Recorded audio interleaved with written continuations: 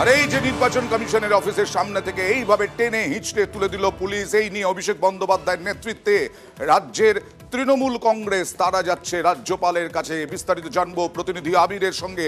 আবির, অভিষেক বন্দ্যোপাধ্যায় ছাড়াও কতজনের প্রতিনিধি দল? দেখুন, রাজভবনের কাছে সময় চাইল হচ্ছে তৃণমূল কংগ্রেস। রাজ্যপালের সঙ্গে তারা আজকেই দেখা করতে চায়। অভিষেক বন্দ্যোপাধ্যায় সহ মোট 12 জন প্রতিনিধি দল রাজভবনে তারা যেতে চায়। দিল্লির যে ঘটনা ঘটেছে সেই ঘটনা নিয়েই তাদের তরফ থেকে রাজ্যপালের কাছে দেখা করার সময় চাওয়া হয়েছে এবং সেখানে তাদের বক্তব্য জানাতে চলেছে। তৃণমূল কংগ্রেসের বক্তব্য সেটা হচ্ছে যে নির্বাচন ঘোষণা হয়ে গিয়েছে, নির্দিষ্ট দাবি নিয়ে নির্বাচন কমিশনের কাছে তারা গিয়েছিল। সেখানে গিয়ে তারা জানিয়েও এসছে তাদের বক্তব্য, কিন্তু কোনো একটি বিষয় নিয়ে তারা সহমত পোষণ করেননি।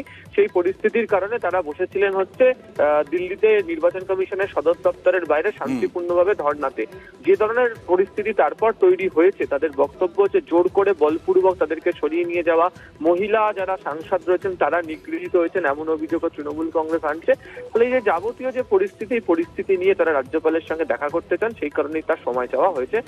এখনো পর্যন্ত তৃণমূল কংগ্রেস সূত্রের খবর রাজভবনের তরফ থেকে সুনির্দিষ্ট করে সময় এখনো পর্যন্ত কিছু দেওয়া হয়নি। তবে তৃণমূল আশাবাদী আজ রাতের মধ্যেই রাজ্যপাল সময় দেবেন। কলকাতাতে ফিরলে তার পরিপ্রেক্ষিতেই অভিষেক সহ 12 জনের প্রতিনিধি দল রাজভবনে যাবেন দেখা করতে। ওকে, যা জানা যাচ্ছে রাত 8:30 নাগাদ রাজভবনে আসবেন রাজ্যপাল।